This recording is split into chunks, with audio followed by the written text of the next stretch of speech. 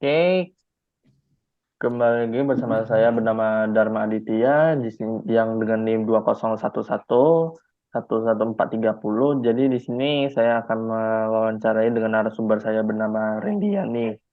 Nah, begini, untuk Rindiani, saya mau bertanya, sebenarnya dalam agama Islam, apa sih tujuan hidup kalian sebagai kalian untuk menjalani agama Islam itu setiap harinya?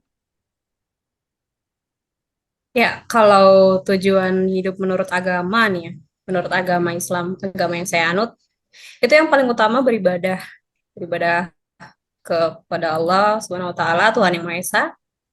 Terus juga ya pastinya mengembangkan akhlak yang baik gitu kan. Saling tolong menolong, saling eh, bekerja sama, saling menghargai juga satu sama lain. Gitu. Hmm, Terus eh, beribadah itu semuanya kan katanya kalau untuk di agama Islam itu biasanya kan ada yang namanya alat-alat perangkat ibadah. Jadi boleh sebutkan nggak alat-alat perangkat ibadah menurut gendernya? Oke, itu kalau wanita, alat perangkat ibadah itu yang pertama sajadah, kemudian mukena. Nah, itu sih alat perangkat ibadah untuk wanita dan disambung Al-Quran lah. Kalau setelah ibadah gitu ada baca Al-Quran.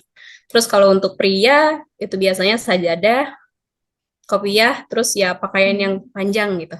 Hmm, Terus begini, saya eh benar apa ya? Saya pernah ingat gini. Kan setiap muslim itu kan ada namanya sajadah. Sajadah itu kan biasanya kalau dipakai itu kan sebelum mereka pakai itu, saya nampak mereka semua pakai jilbab. Itu sebenarnya mereka duluan pakai jilbabnya atau gak usah gitu dalam agama Al-Quran itu ada nggak tata caranya yang apa buat cewek gitu untuk ber-Al-Quran atau beribadah gitu? Eh, Kalau beribadah itu tadi rawat mukena ya, biasa yang dipakai tuh mukena. Kalau sajadahnya itu yang dipakai untuk proses ibadahnya, untuk bersujud gitu kan. Kalau hijab nih, jilbab atau hijab yang biasa disebut itu untuk perempuan ya gunanya di agama kami tuh perempuan itu seluruh auratnya atau seluruh tubuhnya harus tertutup di agama kami harus tertutup kecuali wajah bagian wajah dan juga telinga. Jadi ya Oh. sebelum memakai mukena sebelum ibadah itu ya diwajibkan pakai hijab tuh. Jadi kalau udah mulai ibadah pun tetap pakai mukena yang dia menampakkan wajahnya gitu kan.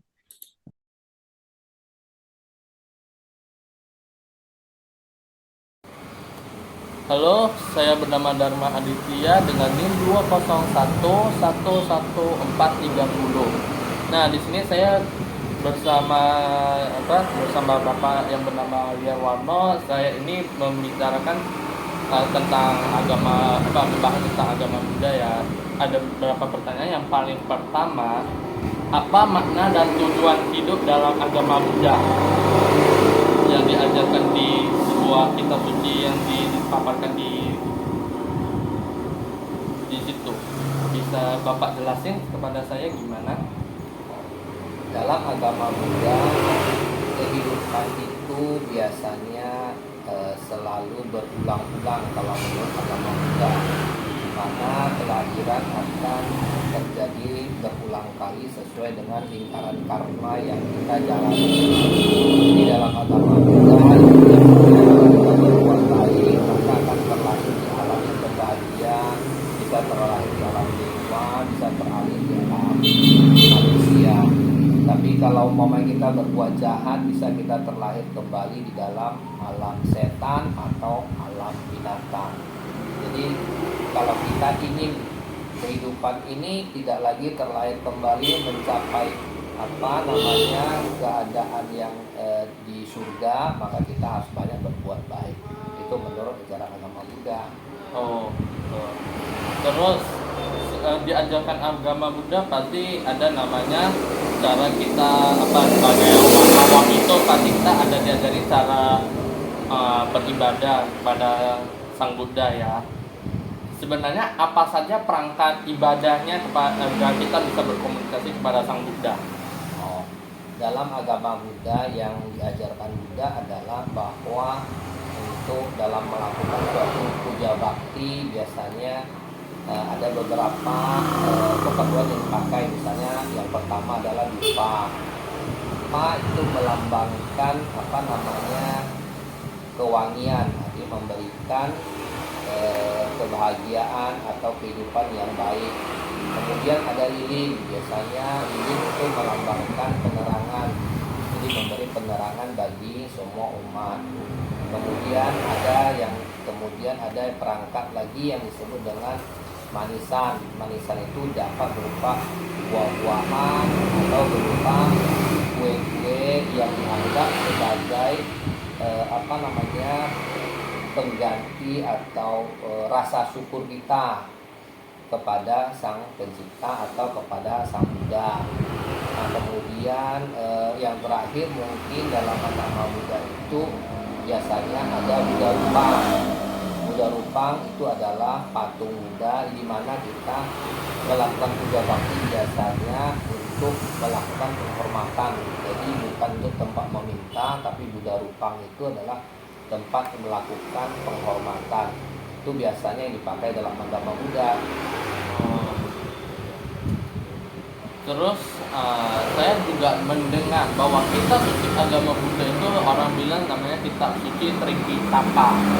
Kitab suci Tripitaka ini sebenarnya mengandung apa saja? Mungkin Bapak bisa jelaskan secara detailnya. Jadi kitab suci agama Buddha itu disebut Tripitaka, yang artinya Tri itu 3, Pitaka itu keranjang. Jadi Tripitaka sebenarnya adalah 3 keranjang. Kenapa disebut dengan 3 keranjang? Karena Tripitaka itu sebenarnya terbagi atas 3 kelompok besar dari ajaran Sang Buddha. Jadi Tripitaka itu adalah kumpulan dari khotbah dan ajaran Buddha yang dikumpulkan oleh murid-muridnya selama masa dia setelah dia meninggal, lalu dikumpulkan lalu dituliskan dalam 3 kelompok.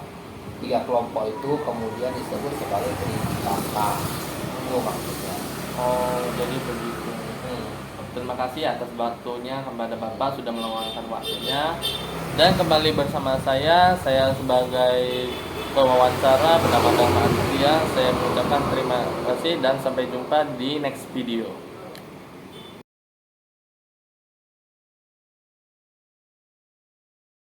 3.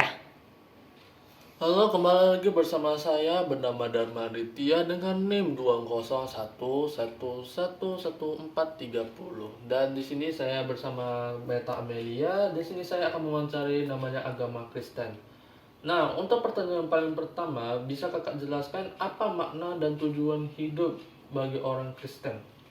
Oke, jadi kalau tujuan hidup kami yang Kristen itu pada dasarnya bahwasanya kan kami percaya bahwasanya Yesus adalah juru selamat ya. Jadi kami percaya bahwasanya dengan percaya pada Tuhan Yesus maka itu akan membawa keselamatan bagi umat manusia seperti itu. Jadi tujuan kami adalah memberitakan kabar keselamatan ini pada seluruh dunia seperti itu. Jadi menerima keselamatan yang sama dari Tuhan Yesus pada kami dan pada semua orang seperti itu. Oke. Setelah itu saya mau bertanya lagi. Dalam agama Kristen, apa saja alat perangkatnya yang harus disediakan? Oke, sebenarnya kalau Kristen sendiri kami nggak punya ini sih perangkat khusus ya.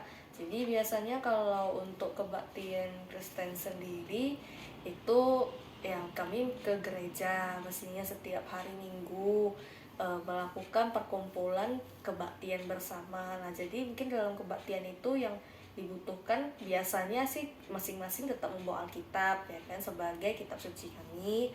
Lalu juga biasanya juga diiringi dengan musik untuk membantu dalam sarana ibadah seperti itu. Ibadah. Oke, jadi di sini saya akan bertanya dengan pertanyaan terakhir. Saya sering melihat kalau sudah hari Natal itu pasti orangnya sangat banyak sekali di gereja-gereja. Saya melihat sebenarnya bagi orang Natal itu maknanya begitu berarti orang Kristen itu seperti apa? Natal sendiri itu kalau bagi orang Kristen ya sebagai satu hari di mana kami itu memperingati lahirnya Yesus ke dunia. Jadi lahirnya Yesus ke dunia itu dengan tujuan apa? Untuk menebus dosa manusia seperti itu. Jadi itu dibuat sebagai satu perayaan sekaligus juga satu hari di mana kami itu juga mengingat bahwasanya juru selamat kami turun ke dunia untuk menyelamatkan orang-orang berdosa seperti itu. Terima kasih banyak kepada Kakak Meta Amelia yang sudah meluangkan waktunya dan kembali lagi bersama saya. Saya bernama Dharma Aditya mengucapkan banyak terima kasih dan sampai jumpa di next video.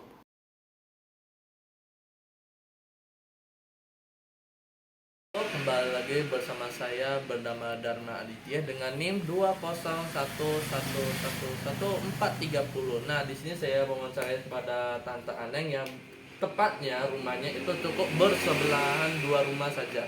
Nah, di sini saya ingin mewawancarai Tante mengenai namanya agama Hindu. Nah, di sini yang paling pertama saya mau tanya, apa makna dan tujuan hidup orang beragama Hindu? Bagi kami tujuan hidup yaitu Trimurti, satu, Brahma, Wisnu, Siwa. Oke, jadi untuk yang tadi yang pertama sudah selesai. Jadi saya mau bertanya yang tentang yang kedua ya. Ini pertanyaan kedua, sebenarnya apa saja perangkat ibadah bagi orang beragama Hindu? Biasanya di pura kami melaksanakan ritual dengan mantra, yantra, dan tantra, juga memakai dupa. Bagi ini pertanyaan yang ketiga yang terakhir. Jadi di sini saya mau bertanya kepada Tante, apa makna dari hari raya Nyepi bagi Tante sebagai orang yang umat beragama Hindu? Bagi kami Nyepi adalah pensucian alam dan manusia ya. Oke, terima kasih ya buat Tante udah meluangkan waktunya. Saya ucapkan terima kasih. Dan kembali lagi bersama saya Dharma Aditya. Jika ada kesalahan dan dalam kata-kata saya ucapkan minta maaf dan sampai jumpa dalam next video.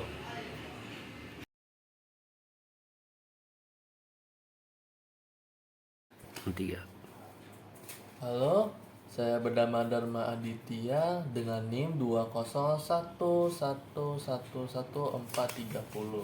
Nah, di sini saya bersama Ibu Ame yang di sini sebagai umat beragama Kristen Katolik, dan di sini saya akan mewawancari beberapa pertanyaan. Oke, begini Bu, saya mau bertanya, apa saja makna dan tujuan hidup dalam orang agama beragama Kristen Katolik? Bisa Ibu jelaskan berapa? Sebagai umat beragama yang Kristen Katolik, kami berpedoman kepada firman Tuhan yang terdapat dalam Alkitab, di mana kami menyesuaikan kehidupan kami dan cara hidup kami berdasarkan ajaran-ajaran yang terdapat dalam Alkitab. Terdapat dalam Alkitab ya. Nah, suatu Ibu menjalankan semua apa yang di dalam Alkitab itu kan pasti ada namanya perangkat-perangkat ibadah yang diajarkan. Coba Ibu bisa jelaskan apa saja perangkat ibadah yang diajarkan dalam agama Kristen Katolik, bisa Ibu jelaskan? Itu paling besarnya pasti Alkitab. Alkitab. Kemudian ada yang seperti perayaan Kudus, terus khotbah, terus sakramen, dan persekutuan dalam perjamuan rohani. Oh, ada juga persekutuan berjamuan rohani ya. Terus pasti kan kalau dari semua itu kan pasti ada dipimpin juga yang namanya sebuah apa namanya pemimpin agama yang kita saya nggak salah dengar itu namanya adalah pastor. Jadi ibu bisa jelaskan apa saja tugas-tugas seorang pastor dalam agama Kristen Katolik, bisa ibu jelaskan? Ya, pada umumnya pastor itu sebagai pemimpin agama bagi kami, maka dia lebih banyak mengayomi, mengajarkan, dan mengarahkan kami eh, dalam kehidupan kami beragama ini dan menerapkan perintah-perintah yang ada di dalam Alkitab itu diterapkan di dalam kehidupan kami sehari-hari. Misalnya ya kalau kita melihat dari ajaran dari Alkitab itu kebanyakan mengenai cinta kasih kepada sesama, juga kasih terhadap diri kita sendiri dan kepada umatnya. Gitu ya. Oke. Terima kasih ya buat Ibu Ame yang sudah meluangkan waktunya untuk diwawancarai gitu. Dan kembali bersama saya bernama Dharma Aditya, dan di sini ada yang merupakan akhir dari video saya. Sekian dan terima kasih.